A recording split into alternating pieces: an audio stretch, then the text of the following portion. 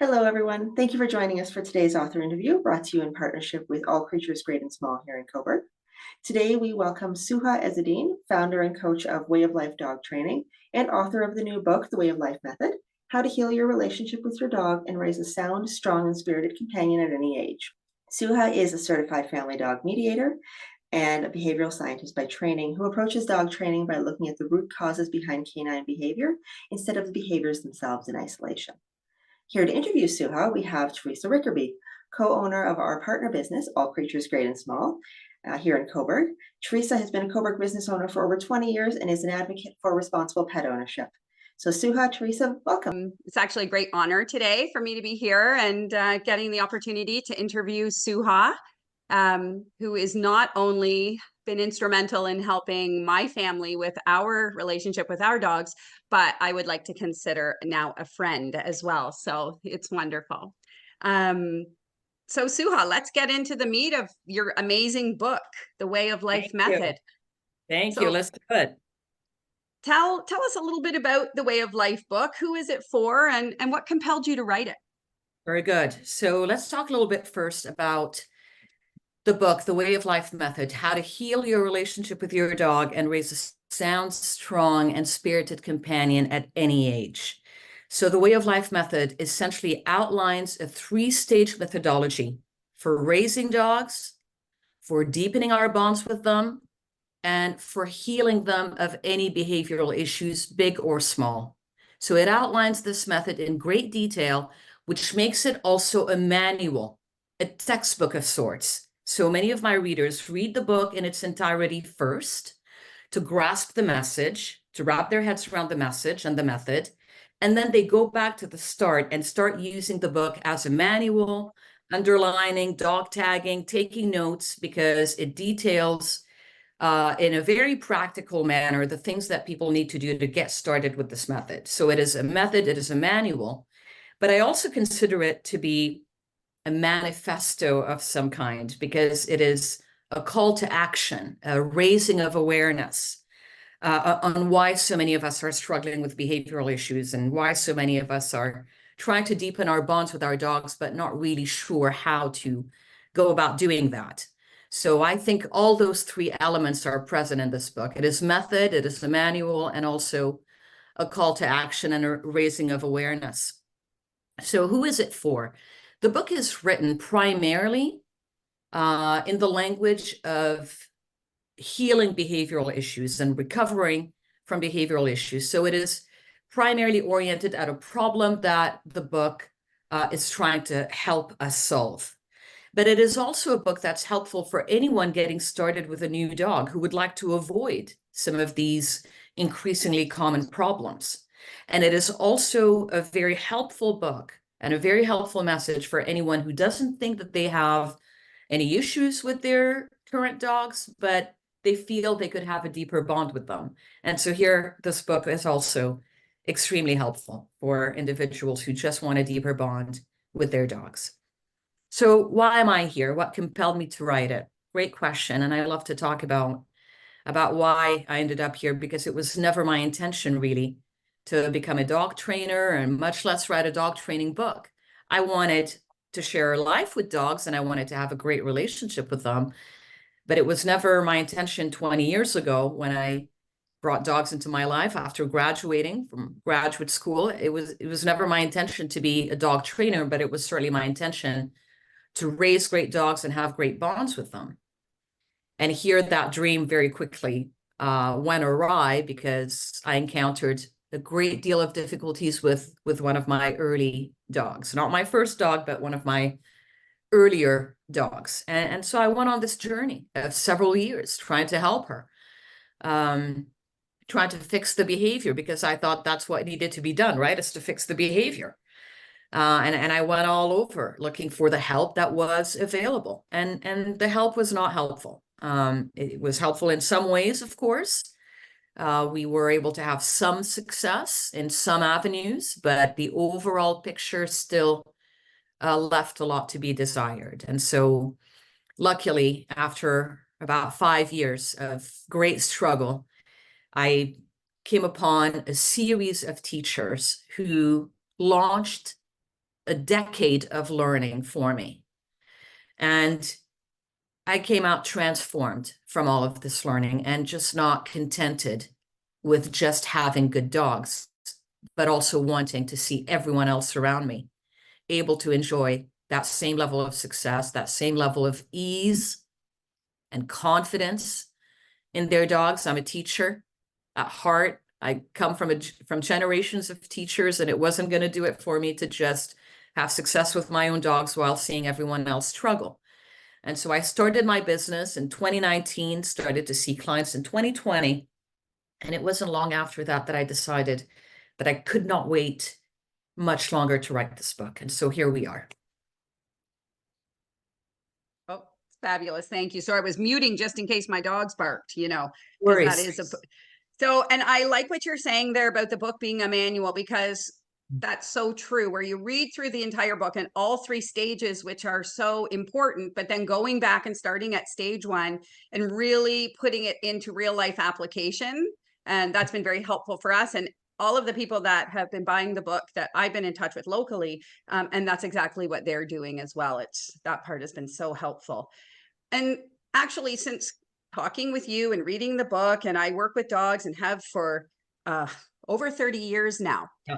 And what I'm seeing is, and it feels like, behavioral issues on the rise. Yes. It is prolific. It's everywhere. I know very few people who aren't struggling with something. And I wanted to get your thoughts on that. Yes, great question. So there's 2 angles to the question, to my answer. One is the general reason why we're having so many behavioral issues, but I also want to touch on why they've been really on a marked increase in the recent years in particular.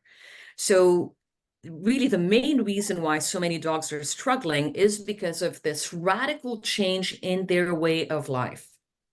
Going from dogs with a purpose, living a life, acting out a purpose that they were genetically designed for, that they were bred for over decades, if not centuries. Herding dogs, protection dogs, lap dogs, hunting dogs, dogs performing certain jobs, specific roles, with genetics helping them in the performance of these roles. Living a life not at the center of the family, but more on the sidelines, right? Whereas now their life is completely different.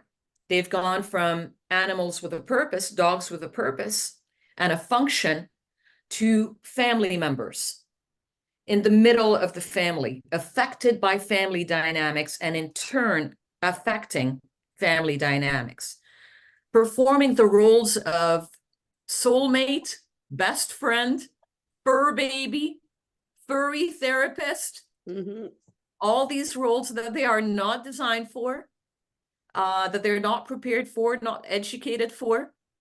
Meanwhile, experiencing also a loss in the ability to perform behaviors that are normal and natural, that relate to their genetics. And so with these 2 factors combined, and we have, as I describe it in the book, our dogs experiencing a collective state of culture shock. So that is the background that we're working against, is that the way of life that we are asking them to live is not one that they have been designed for centuries. Yeah, absolutely. And that makes a lot of sense. And in terms of like emotional support dog, I think a lot of people feel that their dog is their emotional support dog, and they are required, the dogs, it's a lot to have the needs of the human put onto them to make people feel better. So, and I see that a lot too. And you actually have just sort of segued into my next question, which was, in my own personal experience, in my family, and of course, all of the clients that I've dealt with over the years, the dog's behavioral issues greatly affect every relationship within the house. And it can create a lot of conflict. And so in your experience, like, how do the dogs pay the price for that? And then how do the people pay the price?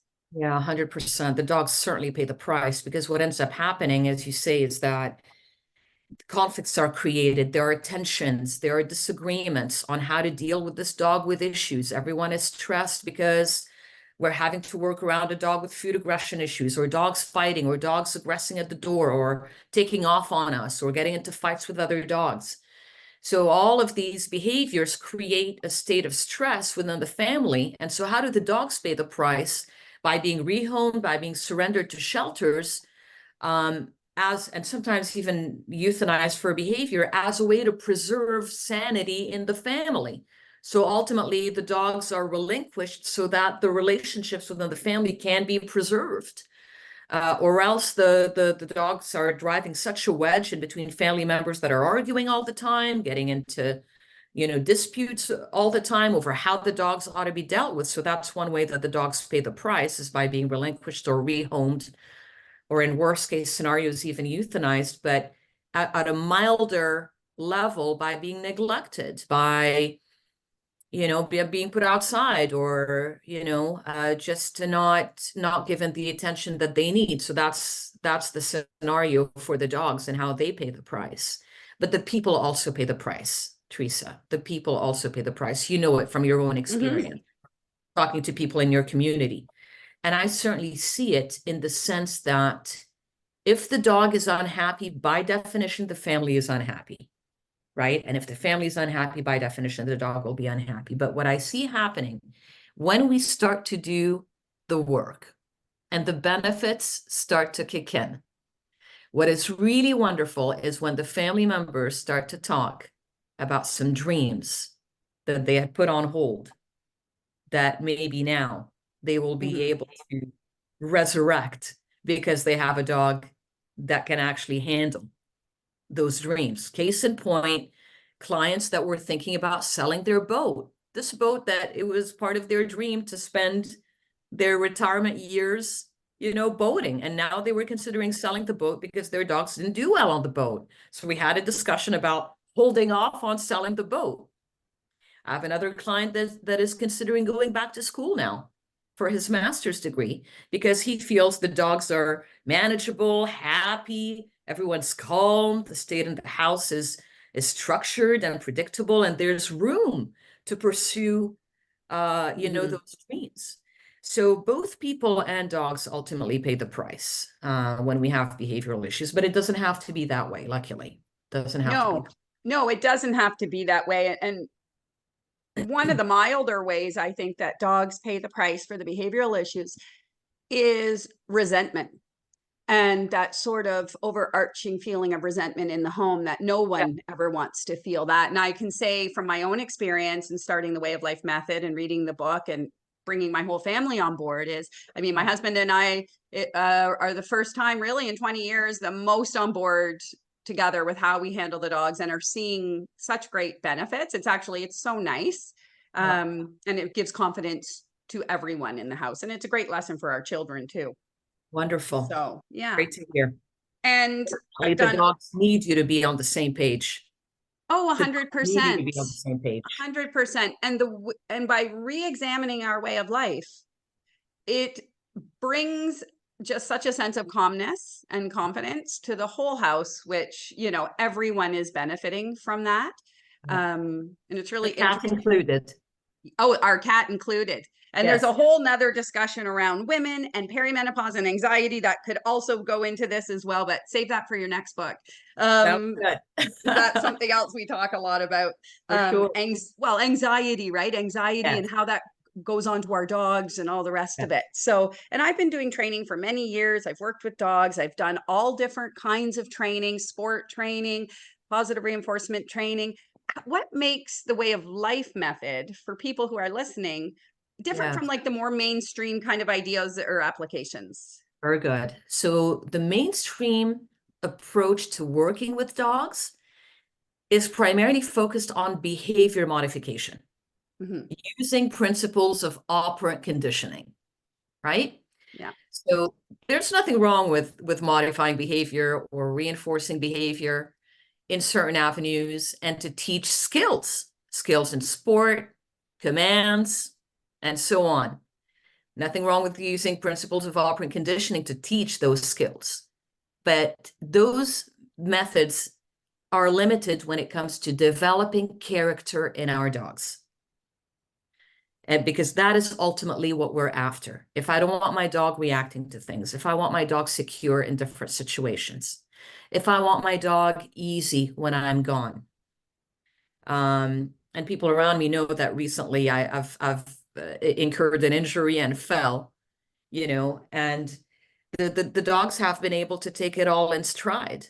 See what I mean? So that is a result of a certain character, and that character comes from a deliberate way of life, from the way of life being structured a certain way, whereby we are able to instill certain character traits in our dogs as opposed to training them for certain skills.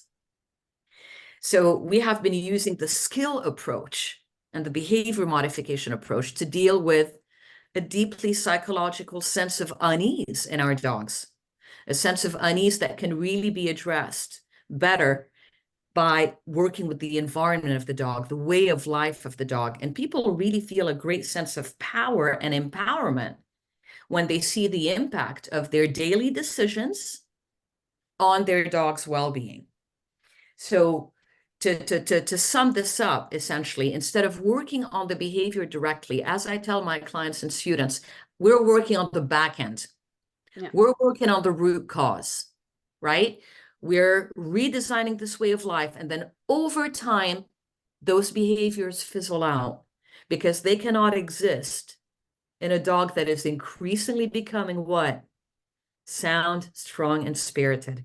There's just no room for anxiety to be there, for aggression to take hold in a dog that is increasingly becoming sound and thoughtful and mentally healthy and developing that character that makes our dogs immune to those issues. So you have a care and a commitment to wellness, Theresa. So you understand the idea that if I eat well and sleep well and look after my thoughts and feelings and manage my personal boundaries well, and so on and so forth, that is going to help me ward off disease, dysfunction, or unease. It's the same in the dogs. When the way of life is healthy, they become healthy with time, and those issues fizzle out. So we don't work on fixing the behavior directly in the way of life method. We rejig the way of life, and over time, the issues just fall off. They really do. Yeah, I like that. And I like how you're talking about the development of character, which is so important. And it's exciting, I think, for people who have puppies. So before, Yes. like you're saying, if I could do it again, I Yeah. know how I would start. Yes. Because instead of, just taking them everywhere, overexposing them to everything, Yeah. that's like a message we all get. Yes. And I see how that created complications for my dog in particular, my big dog. Yeah. But the development of character is key. And I really loved in the book the part where you are talking about your research on wolf Yes. development, and how the wolf can teach us about rearing and rehabilitating dogs. And I wondered if you could talk about that. Yes, I'd love to talk about it because I'm deeply passionate about wolves and everything they have to teach us. And I'd like to preface that by saying that I'm well aware that dogs are not wolves and wolves are not dogs. I'm well aware of that. Yeah. But to deny the differences, to deny the connection is misleading us and is not helpful. So I was mentored by an individual who was very much inspired by the behavior of the mother dog, my former mentor, Sam Malatesta, and his entire focus was the mother dog. But we did touch on wolves a little bit to find out more about leadership. But then I took that study to the next level. And for about 3 or 4 years, I read every book I could get my hands on, every webinar I could attend, every documentary I could watch, went up to the wolf sanctuary, spoke to people, and came to realize that wolves are not only incredible examples of leadership, but they're also masters at rearing. Because the wolf has to develop a pack, because it is that pack that can take on life, that can help every individual wolf survive. They hunt in packs, they hunt big game. And what is truly incredible is that when a wolf pack hunts, they incur incredible risks They could die, they could get injured, they could incur injuries that could be life-changing and life-handicapping. And yet when they hunt, the whole ecosystem eats. The entire ecosystem feeds, whether it's birds of prey, coyotes, bears. The entire ecosystem is nourished because this one animal hunted. And so that's why they're called apex predators. Well, to develop this incredible hunting capacity, this incredible coordination and team effort, the family bonds have to be so very solid. And they have a method to make it happen. They have the entire life of the pack is structured around the raising of the young ones. And so through the research, I was able to identify 3 phases in the rearing of these young wolves. Starts in the den, a time of privacy, simplicity, lots of growth, focus on feeding and nourishing and growing. And then eventually those little cubs outgrow the den, tumble out of the den, and it's time to start traveling again. But they're not big enough yet to be able to go on those long journeys with the family. So they are now relocated to what is called rendezvous sites. And they might experience a number of those rendezvous sites until they are fully integrated into the pack. What are these rendezvous sites? Think of them as an open-air nursery. They are spots on the journey of the wolf pack where the babies, the growing babies, can be left alone or with family members. And this rendezvous phase can last several months. And that is where these young cubs are essentially going to school to prepare to join the pack. And then they are integrated into the pack at about 1 year old to 1.5 years old. So these stages roughly correspond to our own understanding of development in our children. Childhood, teen, emerging adulthood, and adulthood. And so if we translate this wisdom that us humans do with our children, that wolves do with their cubs, if we translate this wisdom, this logic of the stages, child, teenager, adult, to the raising of our dogs, that is a method that instinctively resonates with them. And it's baked into their DNA. They understand the idea of gradual integration, of being on the sidelines and then gradually integrated with education, with preparation, and therefore with confidence to be able to join the family and play a role in that family. That makes a lot of sense to our dogs and gives them the confidence to know that they're not going to be thrown into the middle of this complex, emotion-laden environment without the preparation leading up to that. So in essence, the method is about teaching our dogs to become great family members by understanding that first and foremost, they are dogs. Yes, I love that. And the maturing of the dog through the stages. Yes. It's really wonderful to watch when you're Yeah. actually taking part of it. And I am experiencing that with my dogs. Yes. And As seeing you the, say, Theresa, when you see them make those great decisions, yes, right? yeah, When you absolutely. see them take things with poise and calm and maturity, it's incredibly rewarding. It is watching them make good choices. Who doesn't want the Yes, ones we love to make good choices? exactly. Human or So, animal. well, exactly. And I feel like for people who are struggling with their dogs, and have a relationship that is either dysfunctional or not as healthy as they would like, you can feel kind of alone, and you're not, but it can be daunting, right? And I Yes. wondered if you could share maybe one of your more challenging Yes. stories and the outcomes. Yes, absolutely, I could. So this is a case that I like to talk about. It is not a recent case. It is an older case of a corgi puppy named Toby, 5 months old, if you can imagine. 5 months old. And I was contacted for almost daily incidents of aggression, almost daily bites and blood. We're not just talking scuffles or tensions. We're talking full-on aggression from this young 5-month-old corgi. So once I started to work with this couple, because it was a wonderful couple, actually, because that also matters, right? Is that the people are very committed, very dedicated to doing what needs to be done. But once I started to speak with them a little bit more closely, it became very clear what were the dynamics that were behind this very dangerous behavior, this very concerning behavior on the part of such a young dog.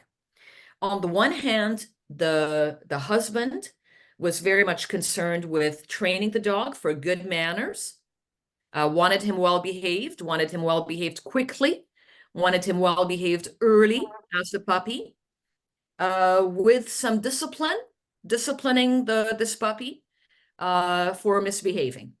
So that was the style of one partner.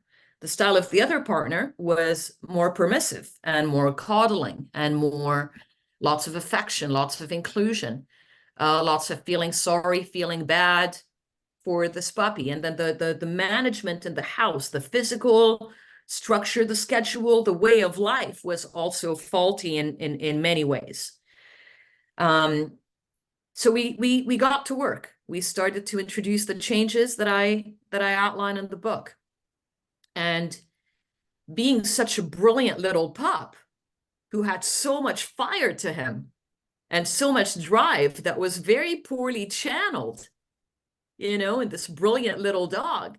And then we started to see incredible improvements in calmness, in respect, in steadiness, in willingness to take direction, in willingness to being handled.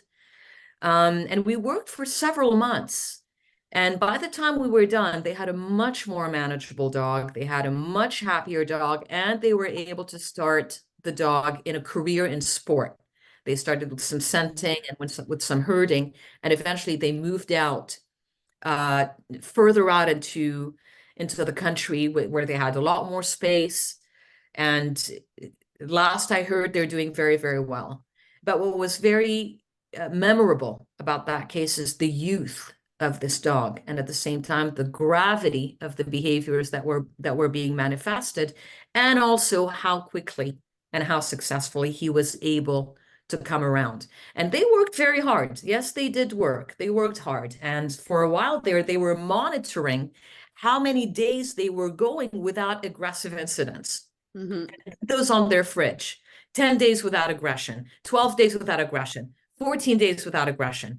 And eventually it became the new normal. Yeah.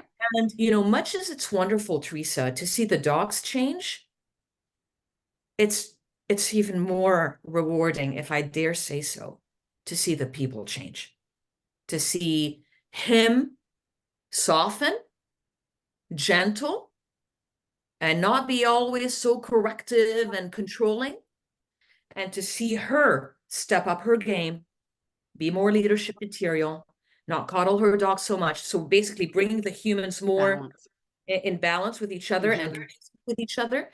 And in the process of doing that, each one of the two humans in the house learned things that ultimately proved beneficial for them beyond the dog. Yeah.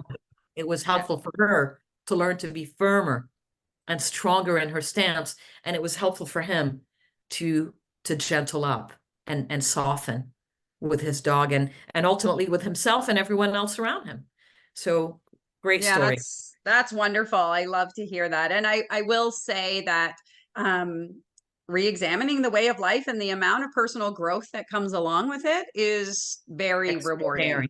And not everyone wants that, Theresa, right? No, I know. Sometimes people just want the dog fixed and they're not interested in introspecting, reflecting, and journaling and thinking about why they're here in the first place. But if that is something that interests people, that it's not only the dog that is learning, but they're also learning. It's not only the dog that is changing, they're also changing.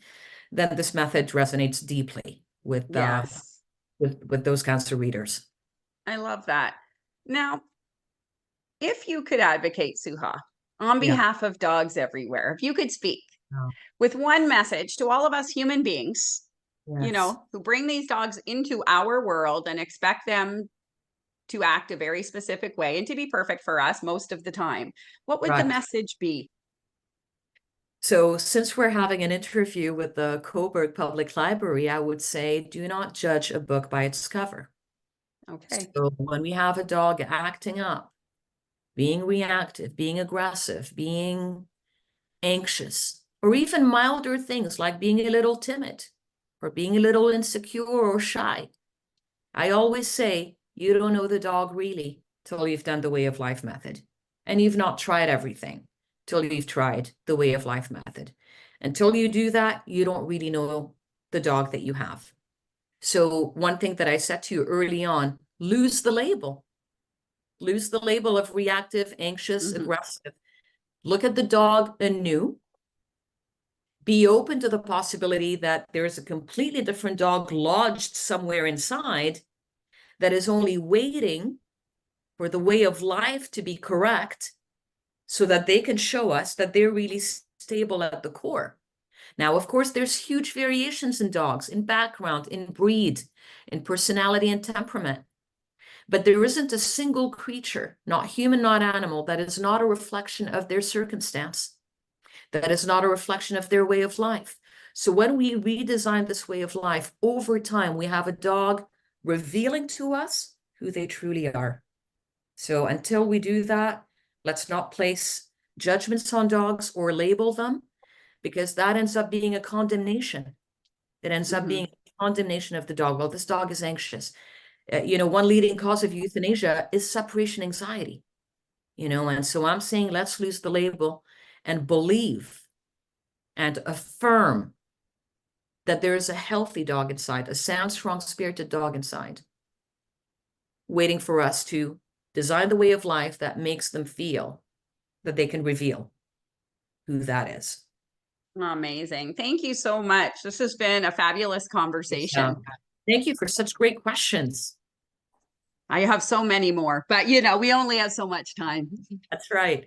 I want to reiterate again how grateful I am for this conversation, how thankful I am to All Creatures Great and Small for having donated a copy of the Way of Life Method, to the Coburg Public Library, and to the library for hosting us for this wonderful conversation. Yes, thank you so much to Kate and the Coburg Public Library. Thank you. Thank you, both of you. That was really great, and I think will resonate with a lot of the dog owners here in Coburg. If you are looking to get a copy of the book, we have it available here at the Coburg Library, or you can purchase a copy at All Creatures Great and Small in downtown Coburg. As always, shop local and make sure to check out your local library.